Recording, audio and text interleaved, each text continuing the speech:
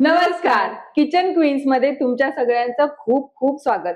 आपल्या चॅनल वरती ना आपण मॉडर्न पदार्थ तर दाखवतच असतो, पण खूप अभिमानाने आणि आनंदाने पारंपरिक पदार्थही दाखवत असतो. अगदी खरंय मनीषा. म्हणजे पारंपरिक पदार्थ करताना थोडी कलाकुसर लागते आणि सगळ्यात महत्वाचं म्हणजे पेशन्स लागतात. पण जरा अमृता आपल्या स्टाईल मध्ये सांगूयात का? नक्की. कुरकुरीत आळूवडी होईल एकदम भारी. चला तर मग करायला घेऊयात घरच्या घरी. आळूची वडी करताना सगळ्यात महत्वाचं म्हणजे आळूची पानं निवडणं. तुम्ही सहसा थोडी मीडियम साईजची पानं निवडून घ्या. ह्याची चवही छान असते, याला खाजही कमी असते. जी मोठी पानं जर तुम्ही वापरली तर त्याला तुम्हाला तेवढं पीठही लावावं लागेल, त्याचा रोलही मोठा होईल व तो सुटतो, वडी फसते, हे प्रकार होतात. त्यामुळे ही अशी गावरान छोटी पानं तुम्ही घ्या. वडी करताना आळूच्या पानाचे हे देठ आणि ह्याच्या ज्या शिरा असतात ह्या काढून घेणं खूप गरजेचं असतं, नाहीतर तुमच्या पानाचा जो रोल आहे तो व्यवस्थित होत नाही.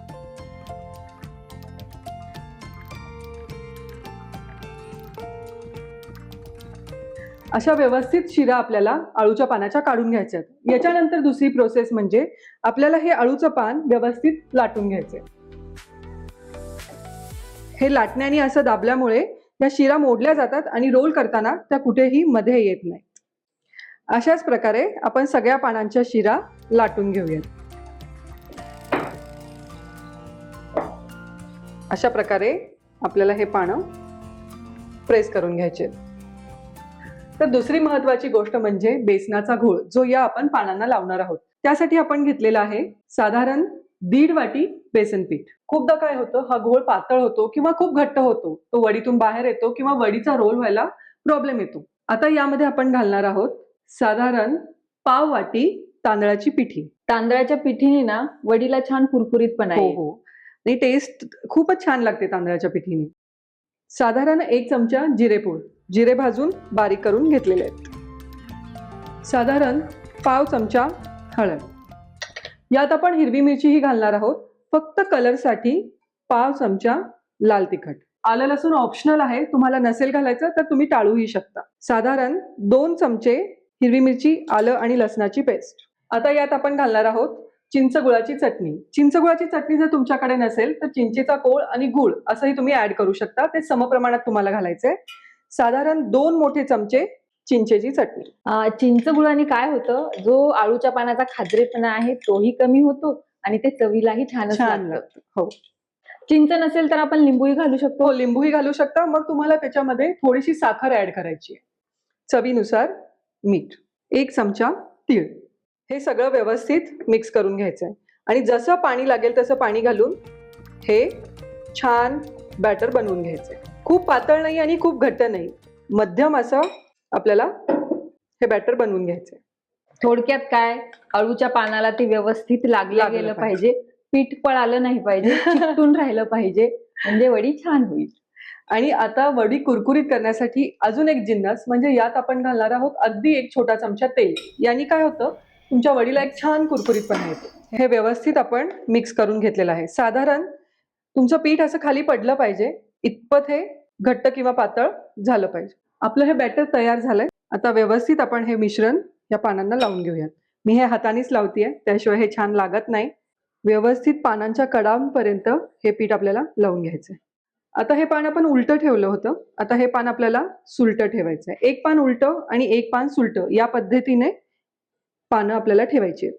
अमृता, तू 1 पान उलट, 1 सुलट, 1 उलट सुलट असं का ठेवतेस बरं? आता तू बघशील मनीषा, ह्या पानांना ह्या शिरा आहेत, हे जर तू एकसारखंच ठेवत गेलीस तर तो रोल व्हायला मदत नाही होणार. जर आपण उलटं सुलटं ठेवलं तर हे बरोबर स्वतःला त्या पानांमध्ये ऍडजस्ट करून घेतात.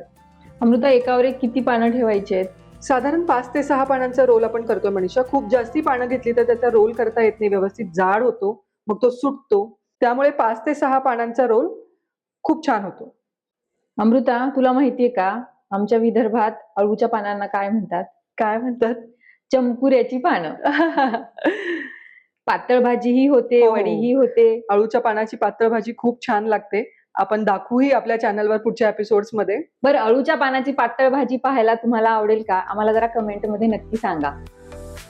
आता काय करायचंय आपल्याला, ही पानं आतल्या साईडनी फोल्ड करायची आहेत.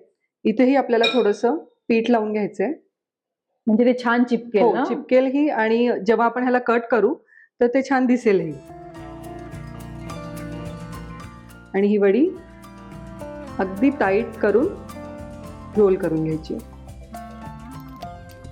अगदी थोडं थोडं पीठ लावायचंय की जेणेकरून ते चिटकेलही आणि रोल आपला छान बनेल.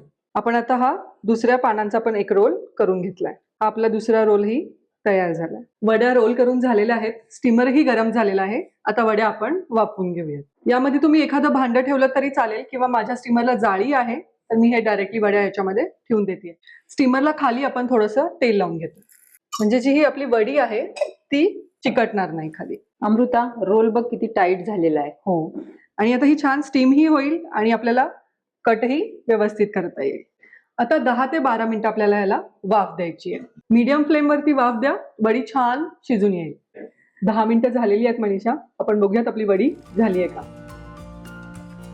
वा वा, अमृता लेअर बघ किती छान हो, दिसतंय. आणि तू बघशील आपल्या बेसन पिठाचा कलरही आहे तसा राहिलेला आहे. ही कमाल तेलाची आहे. तू बघशील कुठेही पीठ लागून आलेलं नाहीये म्हणजे आपली वडी झाली आहे. खूपदा काय होतं, आपण फुल गॅसवरती वडी स्टीम करून घेतो तर मधी पीठ तसंच कच्चं राहतं. म्हणून थोड्या मीडियम फ्लेमवर आपल्याला ही वडी करून घ्यायची. या वड्या आता व्यवस्थित 15 ते 20 मिनिटं आपल्याला गार करून घ्यायच्यात आणि मगच या कट करायच्यात. तुमची वडी जर गार झाली नाही तर ती व्यवस्थित कटही होणार. आळू वडी छान गार झालेली आहे. आपण आता त्याला कट करून घेऊया. तुम्ही बघाल किती छान लेअर ह्या वडीला पडलेले आहेत. जे आपण आळूच्या पानाला बॅटर लावतोय ते व्यवस्थित जमलं ना की आळू वडी अगदी छान होऊन येते. आता याला आपण डीप फ्राय करूया. मस्त वड्या क्रिस्पी झाल्यात आणि अजिबात वडी सुटलेली नाहीये.